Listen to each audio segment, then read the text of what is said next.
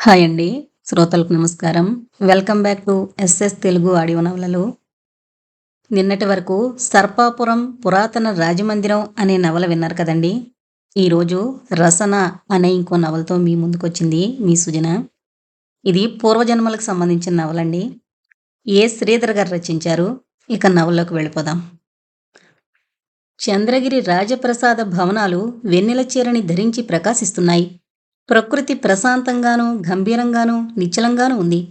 కోటలోని నగారా ధ్వని రెండవ జాము ప్రారంభాన్ని సూచిస్తూ మోగుతోంది. రాజప్రసాద బహిర్పురంలోని నర్తనశాల దీపమాలికలతో మహోజ్వలంగా ప్రకాశిస్తోంది. ఆ విశాల నర్తన సభాంగణం రత్నకమలాలతోనూ, ఎర్రని పొట్టుపరుపులతోనూ, ఎత్తైన దిండ్ల వరసలతోనూ అలంకృతమై నేత్రపర్వంగా ఉంది. ఎరుపు తెలుపుల కాంతులు మేళవించే రాగరంజితమై యువతీయువక మనోహ్లాదకరమై రాణిస్తోంది. ఆంధ్ర సామ్రాజ్య పట్టభద్రుడు మహారాజా పరమేశ్వర శ్రీరంగరాయ ప్రభువు మెత్తని దిండ్లనానుకుని ఉత్తరాభిముఖుడై కూర్చునున్నాడు. అతని ఎడమ పక్కన పట్టమహిషి అక్కమాంబాదేవి ఆసీనియై ఉంది. కుడివైపున రెండవ రాణి మంగమాంబాదేవి ఆసీనియై ఉంది. వారిద్దరూ చిత్త స్వాతి నక్షత్రాల వలె నయనపర్వ రూపిణులై ఉన్నారు. వారు ధరించిన రత్నాభరణాలు వారి సౌందర్యానికి మెరుగులు దిద్దుతున్నాయి. ఆ రాజదంపతుల వెనక వరుసలో మరో ముగ్గురు రాణులు వెంకుమాంబ, నరసమాంబ, కృష్ణమాంబలు శ్రవణ నక్షత్ర త్రయంలా తమ సౌందర్య ప్రభలతో కనుల పండుగ చేస్తూ ఎవరికి వారు తాము ధరించిన వజ్ర, మాణిక్య, మరకతమాలలు వెలవెలపోయేలా చేస్తూ ఆసీనులై ఉన్నారు. రాజదంపతులకు ముందుగా 12 బాలుడు ముద్దులు మూటగడుతూ కూర్చునున్నాడు. ఆ బాలకుని పేరు చినవెంకటపతిరాయలు. మహారాజుకి కొంత దూరంలో నవమన్మధుని వలె 16 బాలుడొకడున్నాడు. వాడే శ్రీరంగరాయల ప్రథమపుత్రుడు రామరాయలు. 2 చేటీలు రాజదంపతులకి వింజామరలు వీస్తున్నారు.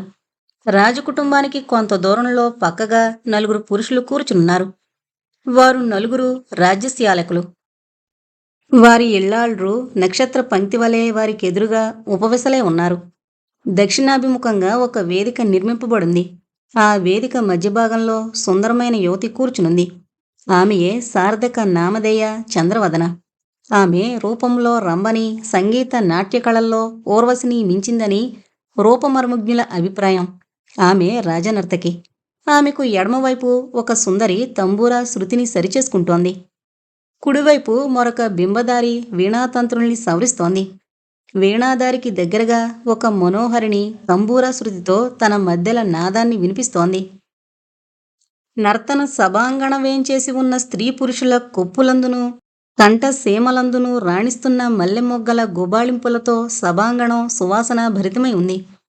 సభాంగణం చుట్టూ చంద్రకాంత శిలాప్రతిమలు జీవకళలతో శోభిస్తున్నాయి. అవి దేవకన్యలన్న భ్రాంతిని కలిగిస్తూ ఆ కాలపు శిల్పకళా నైపుణ్యాన్ని చాటుతున్నాయి. వాటి హస్తతలాల్లో మలచిన దీప కరిండికల్లో జ్వలిస్తున్న దీపాల ధవళకాంతులు సభాంగణాన్ని తేజోవంతం చేస్తున్నాయి. నర్తనశాలను సాయుధ భటులతో మహారాజు అంగరక్షక సేనాని కాపలా కాస్తున్నాడు. ప్రధాన కంచుకి ద్వారదేశంలో వెండి దుడ్డుని ధరించి నిలబడున్నాడు. ఆర్యపుత్ర, మహాసేనాధిపతులింకా రాలేదేమీ? అడిగింది మహారాజ్ఞి. అక్క మహాదేవి, అతని మేనకోడలికి ఈ రాత్రే వివాహమట అన్నాడు మహారాజు. మరి మహామాత్యులో?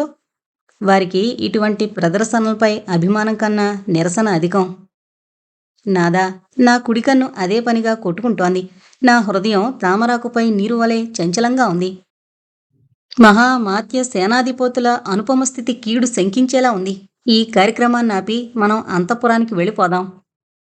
దేవి, మీ ఆందోళన అర్థం లేనిది. మూఢనమ్మకాలు పెట్టుకుని మనసును బాధ పెట్టుకోరాదు. మహారాణి నిట్టూర్చి దిండుపై చారగిలబడింది. ఆమె 8 మాసాల గర్భవతి. పండు తమలపాకు వలె వెలవెలపోతూ ఆ దీపకాంతిలో ఆమె సుందర విగ్రహం మనోహరంగా కనబడుతోంది. ఆమె స్థితిని గమనించి మహారాజు ఇలా అన్నాడు. దేవి, తమ శరీరంలో అలసట కనిపిస్తోంది. మీరు మీ సోదరి కృష్ణమ్మాంబతో కలిసి వెళ్లి విశ్రాంతి తీసుకోండి అని గోముగా ఆమె వెన్ను నిమిరాడు. నాదా, నేను ఈ రాత్రి మిమ్మల్ని వదిలి వెళ్ళజాలను. నాకేమో గాని భయంగా ఉంది.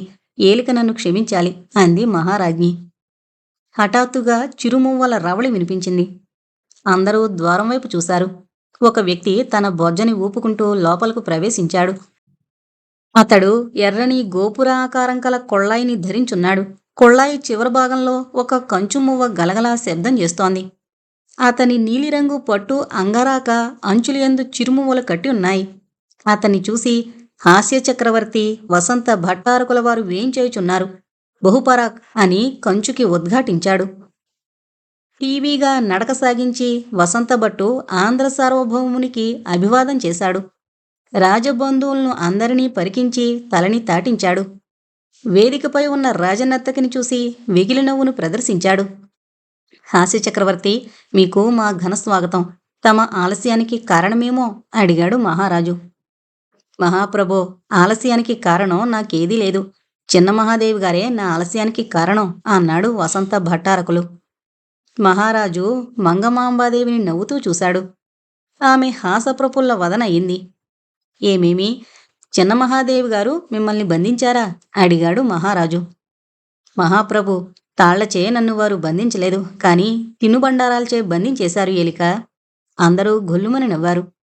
మహాప్రభో, ఈ సాయంకాలం చిన్న మహాదేవి గారు నాకు 25 లడ్డూల్ని బహుమతి చేశారు.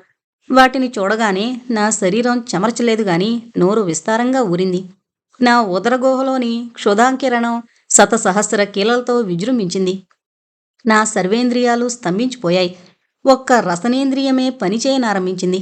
నా చైతన్యం మైమరిచి నాట్యం చేస్తుండగా ఒక వృద్ధదాసి, ఏమయ్యా వసంతయ్య, నువ్వీరోజు నర్తనశాలకి వెళ్ళవా అని ప్రశ్నించగా నా చైతన్యం రసనేంద్రియ రంగం నుండి మెదడులోకి దూరి నాకు ఆందోళన పుట్టించింది. మిగిలిపోయిన అర్ధలడ్డూని పొట్లం కట్టి జేబులో వేసుకుని ఆదరాబాదరాగా వచ్చేశాను అన్నాడు వసంతభట్టు. అందరూ చప్పట్లు చరిచి నవ్వారు. వసంతభట్టు చంద్రవదన వైపు తిరిగి, చంద్రవదన, నీ కట్టుబొట్టు సమస్తం యథా శాస్త్రోపేతంగా అమరి శోభిస్తున్నాయి. కానీ ఒకే లోపం. లోపమే కాదు, అపరాధం కూడా కావించున్నాయి అన్నాడు. ఏంటన్నట్లు? చంద్రవదన మందహాస సుందర వదని అయి కొనుకొలకులు కేటించింది. అబ్బో అబ్బో, నా మీదన నీ దృష్టి బాణం. నేను అల్లసాని పెద్దన్న తాతగారి ప్రవరకుణ్ణి సుమా. చంద్రవదన నవ్వుతూ తలదించుకుంది. వసంతయ్య, చంద్రవదన కావించిన అపరాధం ఏమిటయ్యా అని అడిగాడు పార్థివుడు. ఒక ప్రముఖ భాగం యొక్క స్వాతంత్రాన్ని అరికట్టడం అపరాధం కాదా మహాప్రభు? నిజమేనయ్యా. చంద్రవదన తన శరీరంలో ప్రముఖ భాగమైన ఉరోజాలను బిగువైన కంచుకంతో బిగించి కట్టడం మహాప్రాధం కాదా మహాప్రభో అన్నాడు పార్థివుడు. నిజమేనయ్యా. సభాంగణం ప్రతిధ్వనించేటట్లు అందరూ నవ్వారు. చంద్రవదన సిగ్గుతో ఎర్రబడి తలదించుకుంది. వసంతభట్టు రాజాజ్ఞను పొంది దోసిలి నిండుగా పువ్వుల్ని గ్రహించి చంద్రవదనపై చల్లి, నర్తక శిరోమణి, ఇక నువ్వు నీ గానసుదచే సభాస్థలిని ముంచివేయొచ్చు అని చెప్పాడు. తంబూరా నందించింది, వీణ కులికింది, మధ్యలో పలికింది. చంద్రవదన వినాయక స్థుతితో గాన కచేరీ ఆరంభించింది. అందరూ మంత్రముగ్ధులై ఆ గానలహరిలో మత్తెక్కి చేష్టలుడిగి ఉండిపోయారు. చంద్రవదన కాళ్లకు గజ్జెలు కట్టి నృత్యం ఆరంభించింది. వీణ మద్దెలలు ఒకదానికొకటి పోటీపడి తరంగ వాహిని అయిన గానామృత జరిని ప్రవహింపజేస్తున్నాయి. చంద్రవదన తదనుగుణంగా హస్తపద విన్యాసాల్ని కావిస్తూ బొంగరం వలె తిరుగుతోంది. అందరూ శబాష్ శబాష్ అంటూ తలలు ఆడిస్తున్నారు. సభాసదుల మనఃప్రవృత్తి మంచి రక్తిలో పడింది. కొందరు పువ్వులు, కొందరు బంగారు నాణాలు వేదికపైకి వెదజల్లుతున్నారు. ఇంతలో తంబూరా ఆగిపోయింది. వీణ పలకలేదు, మధ్యలో ఊరుకుంది. సంభ్రమంతో చంద్రవదన నృత్యాన్నాపింది. చేటిజనులు, రాజ్యస్యాలకులు, పత్నులు వేదికపైకి పరిగెత్తుకు వెళ్లి గుమిగూడారు. కారణం, గడగడమనే పదఘట్టనలు, చరాలు చరాలుమనే కత్తుల రాపిళ్ళు, హాహాకారాలు, ప్రగల్భ వచనాలు, వీటితో సభాంగణం మారుమ్రోగుతోంది. మహారాజు అంగరక్షక సైన్యంతో అగంతక సైన్యం ఘోరంగా పోరు సలుపుతోంది. వసంతభట్టు పిల్లివలే అడుగులు వేసుకుంటూ యువరాజు రామరాయల దగ్గరికి వెళ్ళి, కుమారప్రభో, నాతో ఇలా రండి అని అతని బొదుల్ని ఆక్షేపింపక చెయ్యి పట్టుకుని వేదిక వెనక భాగానికి లాక్కుని వెళ్ళాడు. వెళుతూ వెళుతూ వసంతభట్టు చిన్న వెంకటపతిరాయల్ని వచ్చేయమని సంజ్ఞ చేశాడు. ఆ బాలప్రభువు తన తల్లి చోటుకి వెళ్లి దాక్కున్నాడు. రాజబంధువులు కృపాణదారులై తమ రాజుని వలయాకారంగా చుట్టుకున్నారు. కొట్రా కొట్రా, మన రాజుని కాపాడండి అని బెగ్గరగా అరిచారు. మహారాజ్ఞి తన వల్లభుని బిగ్గరగా కౌగిలించుకుని నిలబడింది. చిన్నరాణి తక్కిన రాణులందరూ తమ శరీరాల్ని మహారాజుకి అడ్డంగా పెట్టి నిలబడ్డారు. చిన వెంకటపతిరాయలు తన తల్లి మంగమాంబ చీరంచుల్ని పట్టుకుని రోదించసాగాడు. కుట్ర మీది కాని మాది కాదు, మాది న్యాయం. న్యాయం బలికొరే పరిస్థితి ఏర్పడింది. ఆ చచ్చిన ముదిసలి సార్వభౌముడు తన కుమారుణ్ణి వెనక్కి నెట్టి తన తమ్ముడి కుమారుని గద్దెనెక్కించి న్యాయదేవతకి మహాపరాధం చేశాడు అని బిగ్గరగా ఉద్ఘాటిస్తూ కృపాణధారి అయి భీమబలుడు గొబ్బూరి జగ్గారాయుడు సాయుధ భటులతో సభాస్థలిని ప్రవేశించాడు. 6.5 అడుగుల దృఢమైన శరీరం, ఎత్తుకు తగ్గ శరీర పుష్టికి తగ్గ వ్యాయామ విభక్త వజ్రసదృశ దృఢ అవయవాలు, అవయవాల్లో టీవీని ధిక్కరిస్తున్న క్రూరత్వం, కోర మీసాలు, ఇట్టి ఆకారం గల జగ్గారాయుడు అక్కడి వారందరికీ యమధర్మరాజులా కనిపించాడు. మామయ్య, కోపంతో మనలోని బాంధవ్యాన్ని మరిచిపోయావా? నేను గద్దె నుండి దిగిపోతాను. నా తమ్ముణ్ణే రాజుగా చేసుకో. హత్యలు చెయ్యొద్దు. నా ప్రార్థన్ని మన్నించు. ఇదిగో రాజముద్ర, తీసుకుని నాకు ప్రాణభిక్ష పెట్టు. నేను నా భార్య పిల్లలతో ఈ దేశాన్ని వదిలి వెళ్ళిపోతాను అని మొరపెట్టుకున్నాడు ఆంధ్రుల సామ్రాట్టు శ్రీరంగరాయలు. గొబ్బూరి జగ్గారాయుడు వికటాట్టహాసం చేసి ఇలా అన్నాడు. పిరికి పంద, నన్ను ఏమార్చి చూస్తున్నావు? నిన్ను ఈ విశాల సామ్రాజ్యానికి వారసునిగా ప్రకటిస్తూ ఆ ముసలిరాజు మాకు చిన్నదేవేరి బయ్యమాంబకు కుమారుడు కలగడం వాస్తవమే, కాని ఆ శిశువు 3 ఏండ్లు బతికి చనిపోయాడు. మాకు కుమారుడు ఉన్నాడనే మాట జగ్గారాయుని కల్పనే కాని నిజం కాదు అని చెప్పాడు. ఇప్పుడొచ్చాను. అది కల్పనో వాస్తవమో నా కత్తితో రుజువు చేస్తాను. మామయ్య, మరొక మారు నిన్ను అర్థిస్తున్నాను. నాకు ప్రాణభిక్ష పెట్టు అన్నాడు శ్రీరంగరాయలు. ప్రాణభిక్ష పెట్టడం కాదురా, ప్రాణచ్యుతుణ్ణి చేసి నిన్ను విముక్తుణ్ణి చేస్తాను అన్నాడు జగ్గారాయుడు. రాక్షసుడా, నీది హృదయం కాదు, అది హాలాహల కబళం. నీకు తగిన శిక్ష కాలగర్భంలో చాలా కఠిన రూపంతో దాగుంది అని చెప్పి శ్రీరంగరాయలు తనని చుట్టుముట్టున్న కాంతలను తొలగించుకుని క్రోధంతో కత్తిదూసి జగ్గారాయునిపై ఉరికాడు. కొద్దిసేపటి క్రితం శృంగారరసప్లావితమై ఉండిన నర్తనశాల ప్రచండమైన యుద్ధభూమిగా మారిపోయింది. కవచాలు లేని కారణంగా రాజ్యశాలకులు నేలకొరిగిపోయారు. నెత్తుటి వరదలతో నిండిన సభాంగణాన్ని చూసి చిన వెంకటపతిరాయలు భయంతో పరిగెత్తి ద్వారదేశంలో నిలబడున్న రుద్దకంచుకి కాళ్ళని చుట్టుకుని తాత నాకు భయంగా ఉంది అని ఏడ్చాడు. కన్నీరు ధారకట్ట రుద్దకంచుకి బాలకుని సంకనిరికించుకుని కత్తిని దూశాడు. సింహసమాన లాఘవంతో అతడు జగ్గారాయుని సైనికులతో పోరాడసాగాడు. పెద్ద పులివలే గర్జించి రుద్రుడు 2 బలిగొన్నాడు. రుద్దుని బలం క్షీణించిపోసాగింది. మీదికొస్తున్న యోధుల్ని సంభాళించుకోలేక నేలకొరిగాడు. అతనితో పాటు బాలప్రభువు కూడా నేలకొరిగాడు. ఒక యోధుడు నిష్కరుణతో బాలకుని గుండెల్లో కత్తిని చొరకొట్టాడు. రుద్దుని కూడా తల నరికేశాడు. చిమ్మిన గొట్టంలోంచి వసంతం వలె వాడి నుండి రక్తం చిమ్మింది. ఈ దృశ్యాన్ని చూసి మహారాజ్ఞి అక్కమాంబ కెవ్వున కేకవేసి హృదయచలనం ఆగిపోయినందువల్ల నేలకూలి మరణించింది.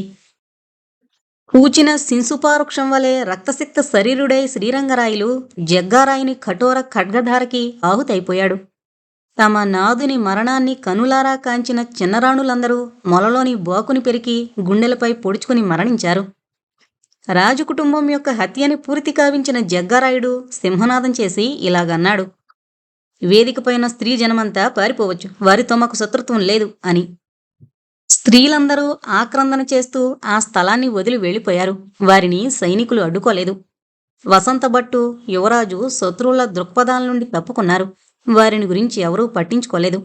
4 సైనికుల్ని నర్తనశాలకి కాపలా ఉంచి గొబ్బూరు జగ్గారాయుడు విజయోత్సాహంతో వెనుతిరిగి వెళ్ళిపోయాడు.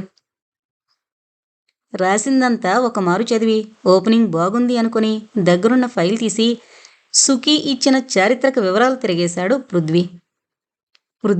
పృథ్వీరాజ్, సుఖీ, శుభంకరి 2 సహాధ్యాయులు, స్నేహితులు. పృథ్వీ వృత్తిరీత్యా జర్నలిస్ట్ అయితే సుఖీ న్యాయవాది. ప్రవృత్తిరీత్యా వారిద్దరూ జంట కవులు.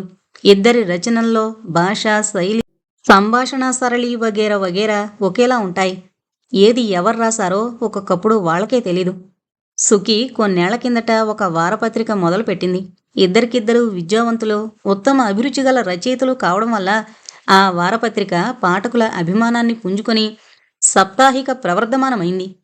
4 రోజుల క్రితం సుఖీ పృథ్వీకి ఒక ఫైల్ పంపించింది. ఆ ఫైలు పైన చిన్న నోట్ రాసింది. పృథ్వీ, మన రైవల్ పత్రిక ఒక చారిత్రక నవలని సీరియలైజ్ చేస్తోంది. పాఠకుల్లో దానికి రెస్పాన్స్ బాగుంది. మనం కూడా దానికి ప్యారలల్గా మరో చారిత్రకం మొదలు పెట్టాలి. ఈ ఫైల్లో విజయనగర చరిత్రకి క్రీస్తు శకం 1336 టు 1680 వరకు ఎంఏ హిస్టరీ నోట్సులు పంపిస్తున్నాను. మంచి యుద్ధ కథని భూమికగా చేసుకుని చక్కటి చారిత్రకం రాయి అని. పృథ్వీ ఆ ఫైల్ పరిశీలించి తోపూరు యుద్ధ చరిత్ర రాయాలని శ్రీకారం చుట్టాడు. సుఖీ వివరాలతో పాటు కొన్ని సజెషన్లు కూడా ఇచ్చింది. అదే లేకపోతే తన కలం చారిత్రక సీమల్లో నాట్యం చేసేది కాదేమో. పృథ్వీ సుఖీని తలుచుకుని నవ్వుకున్నాడు. అదే సమయంలో అతని మొబైల్ రింగ్ అయింది. తీసి చూస్తే చక్కని చిరునవ్వుతో దర్శనమిచ్చింది సుఖీ. కాల్ ఆన్ చేసి, సుఖీ, డిస్టర్బ్ చేయకు, మంచి మూడ్లో ఉన్నాను అన్నాడు. చేయకూడదని అనుకున్నాను పృథ్వీ, కానీ చేయక తప్పలేదు. ఏంటి, ముఖ్యమైన విషయమా? అవును పృథ్వీ, ఒక సీరియస్ సర్ప్రైజింగ్ మ్యాటర్. టెలిఫోన్లో మాట్లాడడం కుదరదు. నేను సుషి ఇద్దరం మీ ఇంటికొస్తున్నాం. పృథ్వీ గడియారం వంక చూశాడు. అప్పుడు రాత్రి 10 గంటలు దాటింది. సుఖీ, ఈ రాత్రి సమయంలో వస్తున్నావా? ఇంతకీ సుషి ఎవరు? సుష్మిత, మా పెదనాన్నగారు అమ్మాయి. నాకు అక్క అవుతుంది. అది పోలీస్ సబ్ ఇన్స్పెక్టర్, తెలిసిందా? ఎస్ఐని నా ఇంటికి ఎందుకు తెస్తున్నావు? దానికి నీతో పనుంది, ఏదో ఇంట్రాగేషన్. అందుకే అన్నాను, టెలిఫోన్లో చెప్పడం కుదరదని. ఇప్పుడే బయలుదేరుతున్నాం, కాఫీ పెట్టించు. మరో ప్రశ్నకి తావు లేకుండా కట్ చేసింది సుఖీ. పృథ్వీ కిచెన్లోకి వెళ్లి కాఫీ పెడుతూ ఆలోచనల్లో పడ్డాడు. సుఖీ పెదనాన్నగారు ముంబైలో ఉంటున్నారు. అక్కడ్నుంచి తన కోసం ఏదో ఇంట్రాగేషన్ కోసం వచ్చిందంటే సీరియస్ మ్యాటర్ అయి ఉంటుంది. ఒక జర్నలిస్టుగా పోలీస్ స్టేషన్, జైలు, దాని కటకటాల వెనక స్థావరం అతనికి కొత్తేమీ కాదు. ఇది వరకు ఒకసారి బి క్లాస్ ఖైదీగా 3 నెలల పాటు జైల్లో గడిపొచ్చినప్పటినుంచి చాలా జాగ్రత్తగానే మొసులుకుంటున్నాడు. మళ్ళీ ఇదేమిటి, అది కూడా హైదరాబాద్కి ఇన్ని మైళ్ల దూరం నుండి? కాలింగ్ బెల్ అతని ఆలోచనల్ని చెదరగొట్టింది. పృథ్వీ తలుపు తీసి ఆ అక్కా చెల్లెలిద్దరినీ ఆహ్వానించాడు. ఇద్దరు సల్వార్ కుర్తాల్లో సింపుల్గానే ఉన్న తేజస్సుట్టిపడే ముఖాలతో గార్జియస్గా చిత్తా స్వాతి నక్షత్రాల్లా ఉన్నారు. పృథ్వీ నవ్వుకున్నాడు తన పరిశీలనకి. తన కథలో లక్కమాంబ, మంగమాంబలను వర్ణించిన విషయం గుర్తుకొచ్చి, వెల్కమ్ సుఖీ, వెల్కమ్ సుష్మిత గారు. నేను పృథ్వీని, అంటే పృథ్వీరాజ్, ది ఇన్ఫేమస్ జర్నలిస్ట్, అవునా? అంది సుష్మిత చిరునవ్వుతో కొంటెగా. సుష్మిత పలకరింపు పృథ్వీలో మానసిక సంచలనాన్ని రేపు వదిలిపెట్టింది. కూర్చోండి అన్నాడు. మిస్టర్ పృథ్వీరాజ్, మీరు జర్నలిస్ట్ అయినా కాల్పనిక సాహిత్యంలో అభిరుచి ఎక్కువగా గల రచయిత అని నాకు తెలుసు. మీ రచనలు ఏవి నేను చదవలేదనుకోండి, కానీ సుఖీ ద్వారా చాలా విన్నాను అంది సుష్మిత సోఫాలో కూర్చుంటూ. మీరు విన్నది సగమే ఇన్స్పెక్టర్. సుఖీ నా జంట రచయిత్రి. నేను రాసే రచనల్లో ఆమె ప్రమేయం, ప్రేరణ కూడా ఉంటాయి అంటూ కిచెన్లోకి వెళ్లి కాఫీ కప్పులతో వచ్చాడు పృథ్వీరాజ్. కాఫీ తాగుతూ అంది సుష్మిత.